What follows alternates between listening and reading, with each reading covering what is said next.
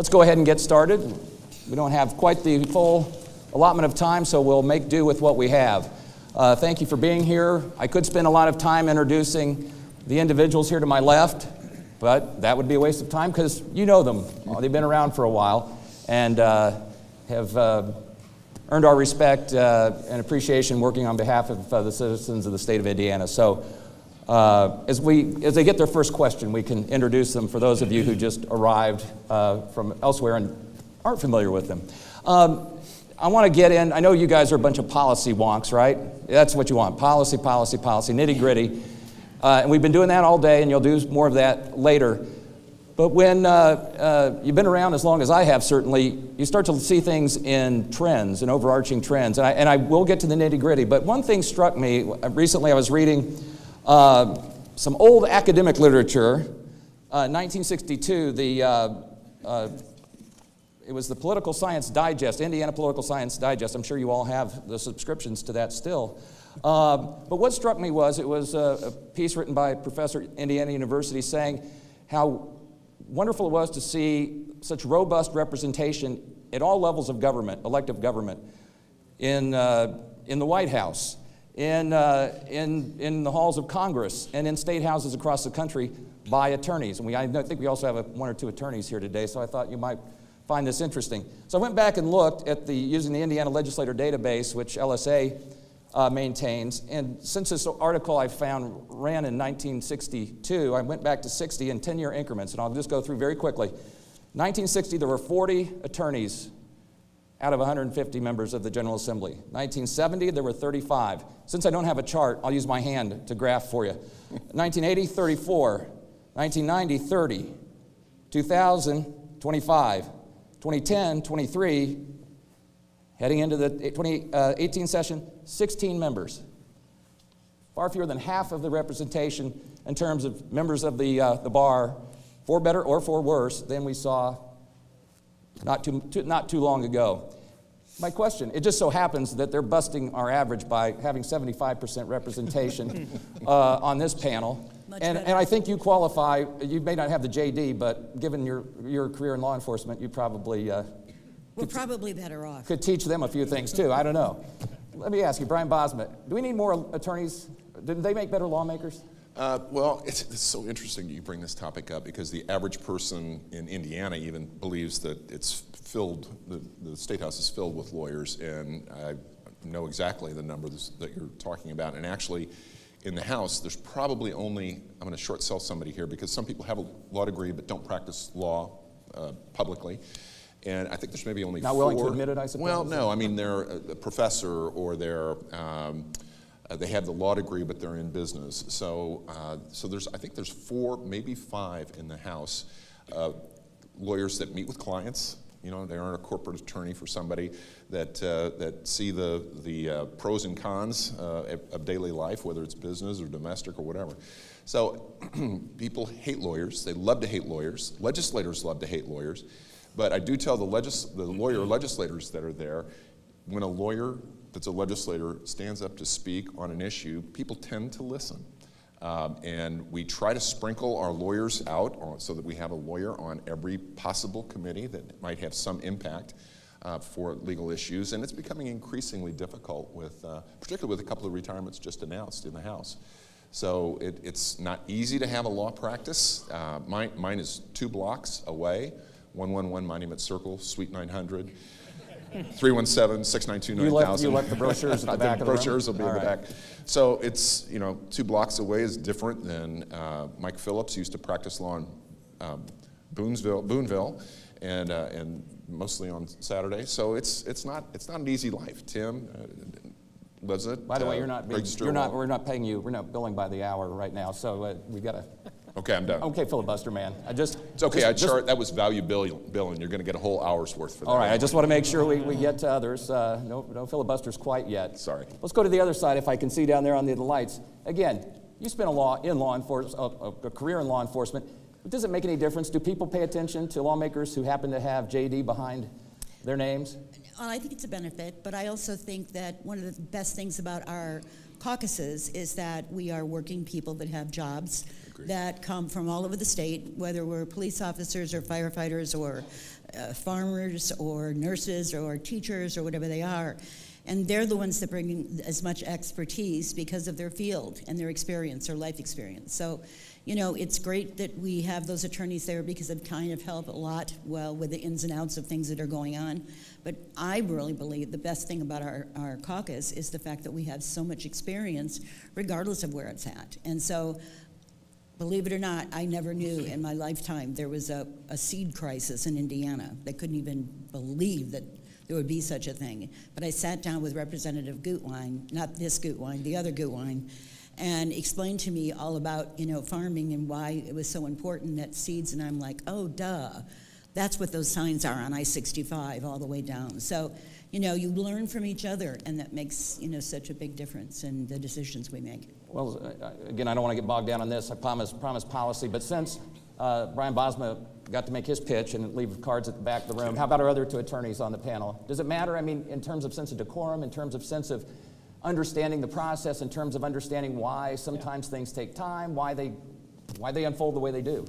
You know, just to speak for myself, I would say that I thought it did help me when I first came to the General Assembly understand the process. I think once I went through, actually probably the first half of the first session I was at, I get it, you know, because, I mean, there's a procedure, and lawyers have to deal with procedures if they really are out there practicing going to court. So it's helpful. It brings you, you know, have a JD behind your name. It brings some credibility, I guess, when you first come in, but you don't keep your credibility just because you have a JD in back of your name. You earn that by the way you legislate and carry yourself and the way you relate to your fellow legislators and to the public. And everything you learned when you were studying for the bar exam certainly was borne out by reality when you actually saw the process. I'm being somewhat tongue-in-cheek here. Travis Holdman? Yes, I would agree, and I agree with what Representative Lawson says so much, because it really depends on the mix that you have of folks, and it's good to have a lawyer on committees. The Senate, most folks would think we're probably overloaded with lawyers on our side, but no more so than we should be with insurance agents and bankers and independent business folks and law enforcement. Everybody's this multidisciplinary approach to a citizen legislature is very important to making law and it making sense for us in the state of Indiana, especially when we have to do it so quickly like we're going to be doing this upcoming short session. You know, David Gergen just mentioned, if you were able to hear his address, talked about the tone nationally and some things that any of us who've been around for a while probably are saying are atypical, if not unprecedented, in terms of the tone, in terms of the partisanship and animosity, frankly, you see emanating from Washington and throughout the country. I know you all pride yourself on the Indiana General Assembly being somehow the exception to that rule. How realistic is it for Hoosiers to sit here and think, as we head into this process, to think that somehow Indiana can operate in a vacuum and not be tainted by that? Let's go with Travis Holdman now. Well, that's just the way it is. And we invite folks to come to the State House, to their house, and just observe the process, how it takes place. Last year, in this last session, in the Senate side, 60% of all the votes in the Senate were unanimous votes. 90% were bipartisan votes. So we do get along. Tim and I are friends. We're not the same party. But if we have an issue that we know we can deal with, that we've had experience working together in the past, we talk to each other about it and say, hey, we need your help on this, or what can you do to help us out? And it's much more collegial than I think folks in Washington ever experience. And a lot of that, I think, is due to the 24/7 news cycle that we have. Well, I wonder, Tim Lanane, do you find that, I don't doubt, because I've seen it in action, the way that there is this collaboration generally and cooperation. Right. But I mean, your constituents are people who are watching what the senator just described as a 24/7 cycle where they're being fed the proverbial red meat. Do your constituents get the fact that you're working in a collaborative manner, perhaps ideally, and do they call up and say, that blankety blank on the other side, you got to go stick them good? Well, occasionally you'll get that. You know, people though, I mean, quite frankly, I saw people think I'm going out to Washington, D.C. all the time. They'll say to me, oh, you're back from Washington this weekend? So So there was some confusion just in terms of that whole situation. But there's a difference. The dynamic, I think, is so much different between what we do at the State House here in Indianapolis and Washington, D.C. I mean, as Travis said, I mean, we're serving together on committees. We're interacting a lot. As far as the Indiana Senate goes, there's only 50 of us. You really get to know each other pretty well on a fairly personal basis, and it breaks down a lot of barriers. Do we still have our moments? Yeah, we get into certain hot button issues, and the debate can be really done earnestly, but yet respectfully. And I think that's what happens here. It's just, I think, a whole different dynamic. And even once we get into conference committee time, you have plenty of opportunity to interact with the members of the other chamber, and you get to know them as people. The more you get to know somebody, it's hard to really be personally, have personal animosity against that person. So I think that helps break down. I think that allows us to still have lots of respectful debate, but the key being that we are civil and we are respectful. Linda Lawson, is this the kumbaya session as opposed to the spitball session, do you think? Or what are you looking at coming up? Well, as long as the major concern is not, beer in convenience stores and Funny Sunday you should sales. mention that. That's I hope that's not our, I love it when they give me a segue. That's, Sorry, yeah. Well, I hope that's not our major concern this session. There's other things that we need to be talking about. But no, I think that the job for us in the minority is that we work with, the majority as much as we possibly can. When there's something good, we hope that we can improve it and help and sit down. And when it's something that we don't approve of, that we can make some suggestions that might make some improvement. Or, I think that it's difficult, to say the least, to be in a supermajority situation, but I think we all work together as best as we can.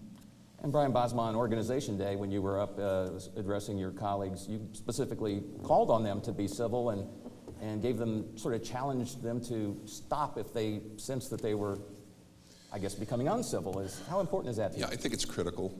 And I actually had a group meet with me last year toward the end of session. They wanted to present a civility conversation to the General Assembly, and because things were so uncivil, I said, have you ever sat through a session? No. Have you ever witnessed incivility in the Indiana General Assembly? No. And then they started sharing the incivility at some of their meetings. I said, sounds like your seminar and conference needs to be for your constituents and not for us. And that draws a point that so much civility, I don't disagree with the thing that was said here, but the public is becoming more uncivil. And in part, my call on Organization Day was for, especially in social media, for people to get a grip and treat each other with respect and talk about ideas and not personalities or accusations. And that has been met with immediate blowback of personality, personal accusations. It's just, I don't know how to address it. But I just stated to a couple members of the press a moment ago, and I'm sticking with it, I'm not going to participate in that spiral of uncivil political discussion, and I'm just going to conduct myself that way and let the politics shake out for itself. Since you gave everyone your address and phone number before, would you like to give me your Twitter handle? No, I don't want that. It's too readily found. All right. I guess you're on your own in that regard. I joked when I sat down here that didn't we just do this? We were just sitting here doing this. It seems the older I get, I guess that's why it's a cliche, time does fly. But another reason, not just my age, obvious age is why time flies, but also this off season, if you want to call it that, wasn't much of an off season because a lot of things were making headlines, including one you just mentioned to, and Right. we're going to get to. Interim study committees were busy. The special commission, I saw Bev Gard earlier. I think she's been driven to drink by the assignment you Good for gave her. her. That's a headline. Good for you, I Bev. hope you don't mind my... I know Good Bev, for I'd be you. shocked. Maybe she's not here. This is good. We can speak now. No. She took on it. That was a task. Yeah, big that was task. a task. Well, let's start with which one should we start with? All right, let's start with alcohol regulation. Since you brought it up, I don't know, be I giving me brought the it look. up. I'm just, my biggest concern is that we don't spend the next, 10 weeks talking about Well, we're going to alcohol spend the next sales. 10 minutes talking about it. Okay, So how well about then that? I hope So- that you get to these three for the next 9, because I'm going to give you 1 minute. I All don't right. care one way or the other. I have one constituent that calls me about it all the time, and I will probably vote the way he wants me to, since he owns a distributorship in my district. But as far as selling alcohol, cold beer, and chicken in a, Day of the week? I mean, don't care. So it Do looks at whatever you this wanna point, do. obviously, that Sunday sales would be acceptable based on what we've seen with the agreements that have been struck, but not cold beer sales. No, obviously the liquor stores that are in my district, they do not want Sunday sales because they're afraid that they're going to lose business to big box stores. But, because these are two major issues, they're not just one. If this were 20 years ago when I was working in a squad car, I would say absolute no circumstance do you sell beer from gas stations or mini markets. I would disagree completely. So I'm in a different place and it's a different time. And I will tell you that if people that make that decision, and I don't know what happened, I clearly don't know what happened in that committee and what the result was, but I don't want to spend the next 10 weeks talking about that when we've got so many other problems that we need to address. The CHIPS program I'm concerned about because that was just denied. I'm concerned about redistricting. I'm concerned about the opiate crisis. Those are the things I want to be talking about. I don't care about beer. Just don't care. On the Bev Guard, take that and take note. Too bad I wasn't on that And others, committee. and staff also, please call Jay Rickerson, say that she's lonesome in her district. Maybe she needs another constituent to move in there and help her phone call count go up a little bit. If you looked at the vote of the commission, the lay members and former representatives and former senators tended to be on one side of the issue, and current members tended to be more for the status quo. What can we read into that? Well, I think there's a few things you can read. First of all, the only unanimous vote, I think, was that they didn't have enough time to deal with all the retail issues. I don't know if you saw that list. So the Sunday sales, I think, if it can proceed by itself, Hoosiers want it, policymakers want it, it's not that big of a deal, and it should happen. The problem is people don't want a bill like that to move by itself because whatever they want, they lose their leverage if that goes through. And that's why this has gotten loaded up and died each year for the last, 6 or 8. So it's my hope that we have a single bill that deals with Sunday sales, that there's a second bill that deals with the other recommendations of the commission that are non-fiscal, and then there's a third bill that has fiscal issues that were recommended by the commission in it, and we'll let the Public Policy Committee decide. And we selected this group of experts, many of them former regulators at the ATC, for a reason, because they wouldn't have to spend the whole summer getting warmed up on what the law is currently. They would know that and hopefully bring some practical experience to it. So Sunday sales to me is a no-brainer. And you do have more than a passing interest. I mean, you can sort of maybe nudge, wink. I kept my hands off. Publicly. And that's what you're going to do this session? And privately. No, not necessarily. Not necessarily. All right. So, I'm going to encourage our Public Policy Committee to do what they think is right. I've publicly stated I do not think we need 3,000 more mini liquor stores because it's not just cold beer, it's also spirits of all types. And I don't think that's good public policy.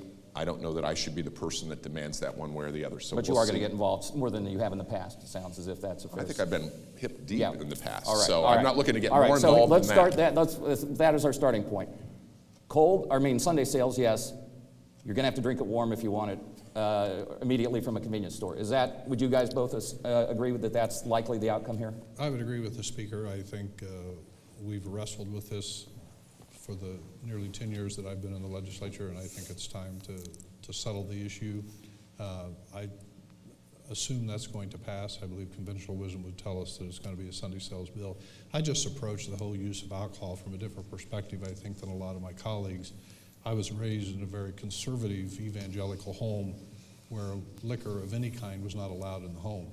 And that was the policy in my house with my wife and I, with our children. I was a deputy prosecutor for a number of years. Monday morning, all of the folks coming into court for their initial hearing, I did 600 cases a year for about 7 years, and the local judge and I kept track one year. 80% of all of the criminal acts for the folks who came into court on Monday morning or through the week, 80% were related to some use of alcohol. Some misbehavior that took place, whether it was drunk driving or spouse abuse or child abuse, public indecency, people were drunk when they committed the crime. So if this means that on Sundays, more people are going to be drinking on Sundays, the courts get ready to get loaded up for Monday because they're not going to spread it out through the week. It's all going to be on the weekend, perhaps. And so I'm rather ambivalent on the issue, to be honest with you, somewhat like Representative Lawson. I've agreed with her twice, and I don't think I've agreed with her Ever. That's, so now we have two headlines, the Bev Guard in the bottle and this one, right? All right, Tim Lanane, what's the smart money bet here? Well, I don't know. I mean, I guess my feeling is this. I agree with Representative Lawson. This is an issue which I hope we just deal with it and get it over with this session, to be honest with you. And as far as I'm concerned, we should put both of those matters up for a vote, up and down, and then that's it. Let's move on. Sounds as if that's not going to happen in the House. Well, but, you know, I think it should, just because It could. these are the issues. People want us to make a decision on it. They don't want us to kick the can down the road further on this whole thing. They think we've been stuck in the past for too long on these issues. And so I would prefer that both of the matters be put up for on the board.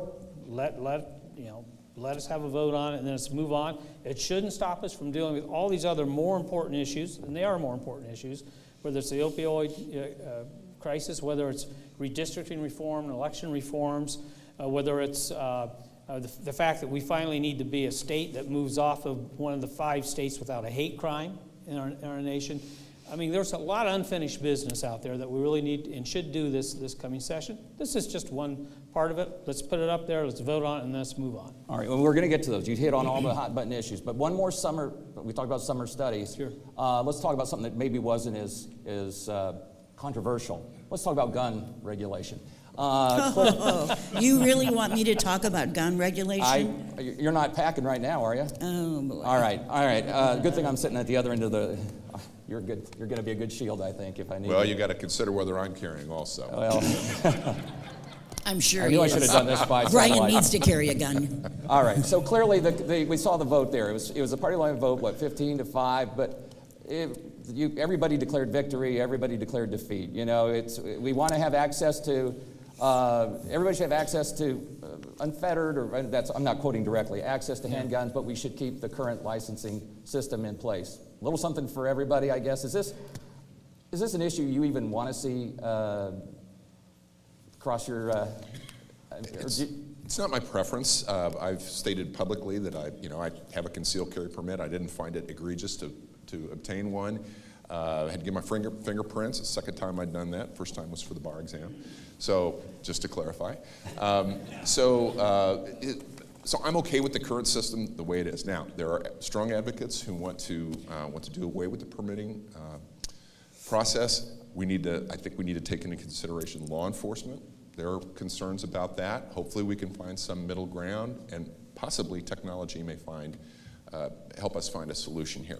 Now, I'm going to raise one issue I've not raised before, as my staff gasps in the back. Oh my gosh, what's going to say? I'm not sure how complicated this becomes now with the federal universal permitting legislation that seems to be proceeding through Congress. We just have to consider that as well. Is that a reason to wait and do nothing?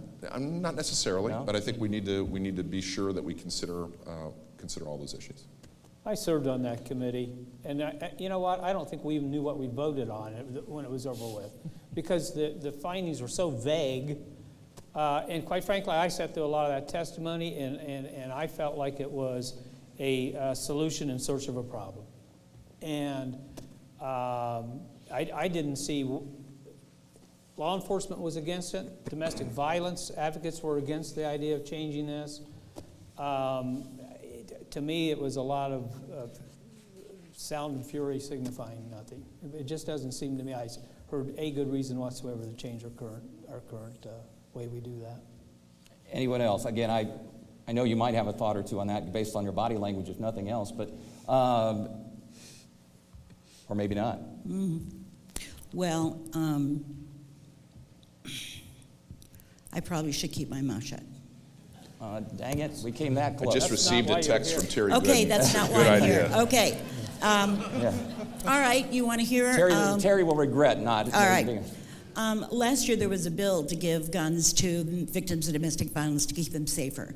And I took my laptop up to the podium with me and showed everyone that this really was not a bill that came from any one member of our General Assembly, but the headlines were from the NRA saying that the Indiana General Assembly was going to hear the domestic violence bill today to protect women from domestic violence.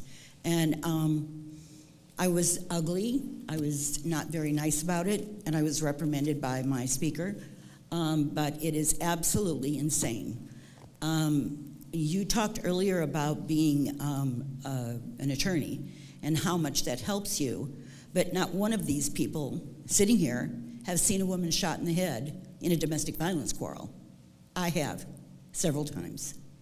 And I don't care how many handguns that you give a woman, she is not gonna, for emotional reasons, she's not gonna shoot and kill the man that's standing in front of her.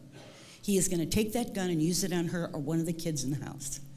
It is outrageous that you hand a gun to a woman with no training, no expertise, not even know how to load a weapon, and say this is gonna make you safer. In the emotional craziness that goes on in a domestic violence call, you can't even imagine. You can't even imagine the things that go on. And if any one of you have ever sat in my seat or been to a situation like that, you realize how absolutely charged the air is. And your life is in danger too. So I have very strong feelings about just handing out guns willy-nilly. May I clarify something, Linda? Yes, sir. My understanding of the bill last year was not that anyone was given a gun.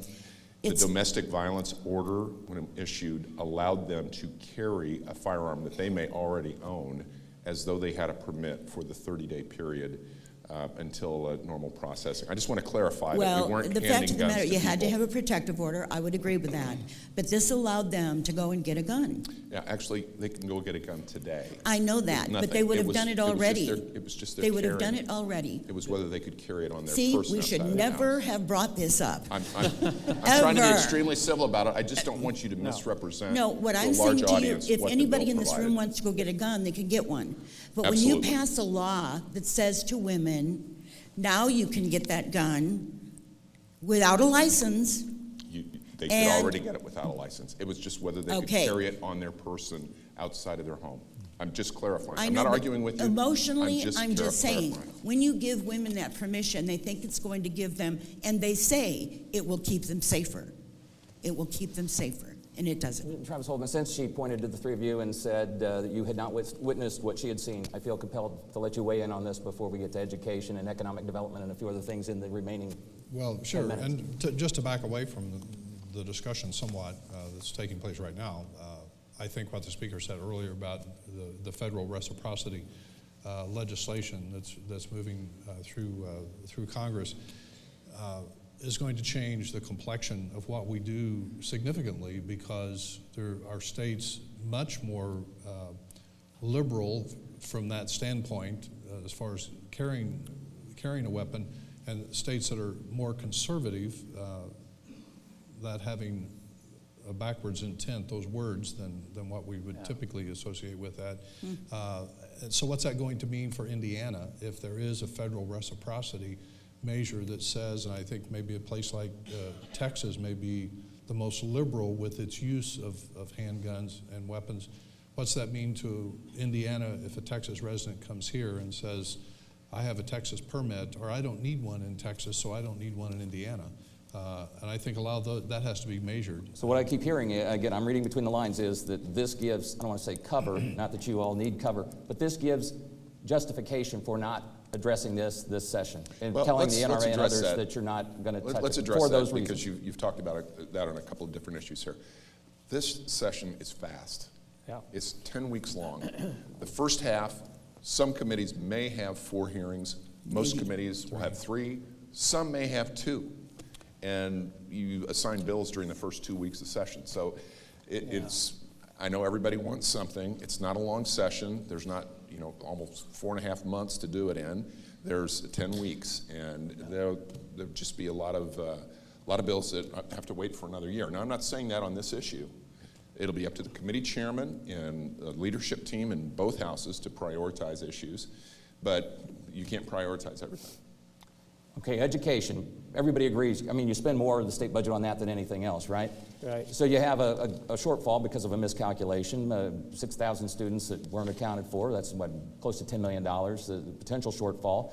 You have the Board of Education just last week moving forward with new pathway requirements or tougher graduation requirements, despite the vote to the contrary, or the opposition of the Republican State Superintendent of Public Instruction. And there obviously are other education issues out there, but are they going to have, is there any oxygen left in the room for education this session? Where does that fall on the spectrum? Let's start with Tim Lanane this time. Well, education is always a priority of the General Assembly, so it wouldn't surprise me if there will be certainly issues about education that come forward even in the short session. As the Speaker says, everything's going to move very, very fast, so we'll find out pretty quickly in the session what those will be. Whether they address these issues you've just talked about, certainly the issue on the pathway situation that was just voted on last week, I don't know. I guess I'd be surprised if we wade into that thicket, but time will tell. I think one thing we definitely should be looking at, it's a long-term solution, it's not a budget year, but the funding for our public schools, I think that's always something that we need to address. And, you know, we've got a problem in terms of money that's being drained out of our public school system and the flight from public schools. And I don't see that being, you know, rectified in this session, but it is something we should be What about this talking about. shortfall I alluded to? Is that a no-brainer?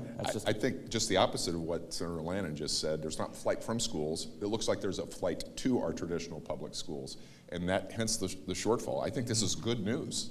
Actually, I shared with my school corporations. If you come to my district, I'll show you school districts that are losing Oh, I'm not saying some school because districts they're aren't. moving. Are you We saying the era instituted- of school choice and vouchers has No, peaked and it is succeeding. Students can select whatever school they want now in Indiana, more so than any other state. How They do you can reconcile select it their- succeeding, but people are fleeing back to traditional public schools? They have a choice. Parents are choosing, 6,000 families, or whatever the number is with siblings, are choosing to send their child to a traditional public school. I promise you, we will make up the funding. Okay, It's so an that's easy, done it's an deal. easy solution, and this is not. It's not that this hasn't happened before. My first short session, there was a $15.6 million shortfall, and that was big money, and we took care of it. We'll take care of it this year, and I honestly think for the traditional public schools, this is great news. People are choosing us. So you're going to plug the gap. That's taken care of. Some people want to see the compulsory education age move from 7 to 5. Is that something to tackle this session? You just said, you know, we heard how fast the pace is going to be. Is that an issue for another day? Travis Holdman? My wife was a first grade teacher for nearly 30 years, and she does not agree with moving the age down necessarily. She thinks that there's value in letting the child mature outside of the public school system or the structured school system. I think it's an argument for pre-K program, especially for underprivileged children, which we've designed the pre-K program in Indiana for. And I think for that purpose, we maybe need to make that more available, but on a voluntary basis. Because in our family situation, 2 children, summer birthdays, they turned 6, then we sent them to kindergarten. And so we waited. And I think in most families, they receive the education in the home, and there's a time for maturity that they need. And I don't know the background to the understanding of why the state superintendent wants this measure, but I'm willing to listen, but not right now willing to look at it in a favorable sense at all. Plus the expense. There's going to be some added expense to that as well. So. My watch says, where's my signaler in chief? Are we almost? Okay, well then I'm going to give you a choice. This is like a game show. I'm going to let you address education or let you move on to the opioid crisis. Opioid. All right, go. I want to say something real quick about All right. education. 94% of families already make the decision to get their child into this early education. So the question is whether or not we pass a law that forces the remaining 6% against their will in many cases to attend a school or regulate their homeschool situation. I'm not saying there aren't kids that don't fall through the cracks. There are. I agree with what Senator Holdman said about lots of options and funding for this. So once again, reading between the lines, not going to happen during this short session. All Well, right. I too would big of a just, fight. I would just say it really should be the option of the parents, just like what school they send them to. period. What are you going to do for that? I mean, the legislation that was enacted last year, Right. statistically, appears to have had an impact. There was a reduction, I guess, in prescriptions written for opioids because of what you put in place last year. But I guess the conventional wisdom is much more needs to be done. Absolutely. Yep. Absolutely. So what's going to get done? Well, and I would say treatment. You know, we need to make sure that those treatment facilities are out there. I know that nobody wants to talk about medical marijuana, but I have the veterans You're at bringing home. up everything I'm going to. You're just. All right. Go ahead and do that too. You gave that to me, so I would know what we were going to talk about. What? I didn't know I had. Man, that's fake news. She's just, Yeah. I'm just the co-leader. So anyway, I just think that treatment, number one, we need to talk about how much money we need to be putting there. Veterans that I talk to constantly are telling me that they need medical marijuana. What's happening with a lot of the vets is they're turning to opiates instead of a heroin, and they're trying So you to. see the two issues connected. I mean, I do. And you do have the American Legion and others in Indiana saying it is time for medical marijuana. Of course, now we have the controversy over the cannabis oil. That's It was right. enacted last year with the low Right. THC levels. You have the Right. Attorney General saying that's crazy. Can you? Yeah, what's that going to get resolved doesn't this make any session? sense. Is that going to get resolved this session? it should. At least It that should. There's piece of the puzzle? absolutely no reason Yes. that we shouldn't legalize that. You know who we're helping there? We're helping kids who have That's right. intractable seizures. That's a right. no-brainer. We should be doing that. As far as I'm concerned, in terms of the opioid crisis, you know what we should do? We shouldn't be afraid to open up the budget. I know we never do that in a short session, but you know what? If you've got a sickness and you've got a child who's sick, you're not going to wait around and say, this isn't the year I'm going to spend to get you treatment. We should do that. And the one problem we have here with opioids, we may have done some good things to cut down on the prescription on opioids, but we don't have the resources, That's as right. Representative Lawson says. And we should be putting a lot more money into treatment. This is an addiction that we're talking about. It's an illness, and it calls for treatment. My recollection may be off, but I recall $5 million right now is No. basically the direct commitment to Right. eradication. It's more than that. It's more than that? I think we put $20 million extra in the budget. I'll get a text from What our about reopening folks. the budget again? No? We have unspent funds. The that are thing is, allocated in if that you're direction in right law now, enforcement and you pick up somebody at night, they go to jail. You know, there is no resource for law enforcement. beds. And these young men and women are literally all over our streets. And they're in Rushmore, and they're in Switzerland County, and they're in Lake County, and they're in Muncie, and they're all over. So I don't disagree with that at all. Now, one thing the state did, and I know we voted for it, perhaps you two did as well, is we put a 140-bed treatment facility. It's about ready to open, or if not Right. already open, on the east side, because there weren't beds for somebody That's in right. Switzerland County Exactly. to come to. So we don't have a silver bullet, but we are putting resources there. We need to do more. Yeah. Opening the budget this year, I think there are unexpended funds there that can be tapped for this purpose. I don't think that's the right. Travis Holdman, you brought up earlier you were a former deputy prosecutor. You described the traffic that you see or used to see on weekends for alcohol. Presumably there's some of the same challenges and issues. Is this an issue of law enforcement? Is this an issue of health and safety? Which is it? Or It's all of those. it's all of those? Yeah. It's treatment, it's interdiction, safety. You know, this whole issue with the Aftercare. opioid crisis, we see it in workforce development issues. Visited with a manufacturer just a few weeks ago in my area. He employs about 350 people. 30 to 40% of job applicants cannot pass a drug test or refuse to take a drug test and therefore pass up the employment opportunity. Good job, but we have a drug issue. The impact it's having on our chins, on children in need of services. We've seen about an 80% increase in the last 6 years of children be removed from their home. The large majority of those are due to drug abuse inside the home.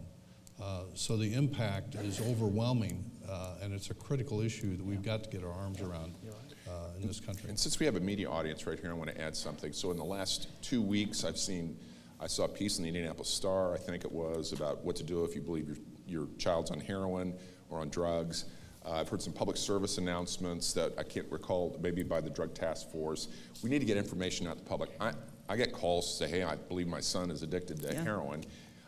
I have the health commissioners, happen to have the former health commissioner on my cell phone, so I can make a call. If I didn't have that, I wouldn't know who to call. or who to reach out to. Yep. So we've got to get that information to the public. Yeah, the so public they service know. announcements. I would also just dovetail a little bit on what Senator Holdman was saying. Foster care homes. There's not enough families that will take young men and women who are children, who are the victims of parents who And that's are what the House took addicts. on as I a was charity just this gonna year. say, that's Last year, exactly what our Habitat for Humanity. charity This adopted year, this year is for foster the care. Yeah, foster care issue. we've got to do something about that because it's a desperate situation. We're almost out of time. So this is, normally I want to hear a lot of elaborate responses, but now we're going to get to the point. Lightning I'm almost round. raising hand or not. Lightning Thumbs up, thumbs down. I'm going to give you some quick issues. You're going to tell these folks if they should think they're going to pass or not. Hate crime legislation. All right, everybody. Let's see it. Thumbs up, thumbs down. If it- If is we, it gonna- I think it's going to pass. Yeah. It should pass. No. It Depends should on the pass. content. Oh, wait, if just- it's a separate hate crime, no. If it's a aggravator, Well, an aggravator's already in the law, people would say. no. That's the bill that actually the House and Senate majorities are prepared But to it's pass, probably, I think. probably not going to pass based upon what I'm Yeah, hearing right okay, now. so That's too bad. take it to the should. bank. Too All right, short a time. redistricting. Obviously, you talked about a quick session, and if moving the age the enrollment age in school is from 7 to 5, I'm guessing redistricting is probably a little bit bigger bite than that. Not enough time. Not enough time. It should pass. 3 out of 4 caucuses are for it. The only caucuses against it that I can discern is the Senate Republicans. Well, you even have Republicans that are rally on Organization Day. John Mutz, I believe, and others. What, does that have an impact? Well, the Not people unless that they I can hear create from. We need it. The We need it. space-time continuum is not going to All be right, helpful. so it's The space. courts will they- probably they can- decide it before the General Assembly does. All right. Boy, there's so many things to do. Are we out of time almost? All right. Firefly. How are we going to get the state insect, the firefly? Can we get a unanimous?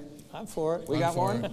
I'm for the Oh, you're- butterfly. oh, God, everything is. Yeah, there was the blue butterfly, the Carner that's butterfly. right, yes. They weren't talking about that 20 years when I got here, so I'm going to go back to the butterfly. All right. And So I'm going to add a real substantive answer to that. What we need to do is we need to have a curriculum that's followed by these provisions are not for a laugh, they're for students and to keep them interested. We need to write a curriculum, and I've requested that it be done, that students, a proper age curriculum for each grade can follow a bill through the General Assembly and actually watch it pass the House and Senate, watch the committee debate. If we do that, I'm for it. All right, nobody's brought the Great hook out idea. yet. So how about smoking age? I'm going to keep doing this till they give me the hook. That's not gonna Should it go change. from 8? The chamber, doesn't the chamber say that we could save $3 billion a year in terms of the health impact? I if agree. If you move the I smoking agree, age but I can't just ask me if it's going to pass. I don't think it'll pass. And everybody agrees with that. All right. How about on the economic development front? We're going to streamline it, the governor says. It's not a czar or czarina, but now we have somebody that's going to It's going to bring it all together. They want to have, permission for autonomous vehicles on the roadways. I mean, I've heard of vehicle bills that haven't been steered by anyone, but this is a whole new meaning. That's what those vehicle bills are for. I had to get that in. You knew I had to get that in. And what else? And regional cities expansion. I know we're covering a lot of things here. Anything there that sees it light of day at the end of when we have a similar discussion, I hope, at the end of the session, and we look back. We have to have a discussion about workforce. I've yet to see the silver Well, bullets. what discussion? What is it? Well, you know what, we'd hope, there's several proposals on the table that are worthy of discussion. Nothing that really radically and systemically revises what we're doing today, which is spending $1 billion through 9 different agencies into 30 different programs and not moving the ball. So maybe it's time to say, hey, let's rethink this as though how would we spend $1 billion if we were starting from scratch? The only way you can do that is to sunset programs. I don't know that that's... Is that not Is this that session going to now? happen in this session? I mean, there are things at the margin, certainly, with everything from regional cities to changes in the tax code. I mean, We're not going to have a solution this session, but we need to have a hard stop We'll so that nibble people around. plan on it Right. and get it done in 19. We'll nibble around the edges, but Nothing a systemic comprehensive. fix is not going to happen this year. Nothing significant. All right. So Firefly is the only thing I think basically we had agreement on. I guess we had 75%. The lawyers all want the Firefly. The cop doesn't. Mine was qualified. Do we have time for questions? No. We do not have time for questions. So what I would encourage you is to look up their Twitter handles and their social media feeds, which Brian will give you afterward, and you can ask those questions to them directly. I appreciate your attention, and we'll see you January 3rd. Thank you. Thank you. Thanks, John. Always entertaining. Thank you.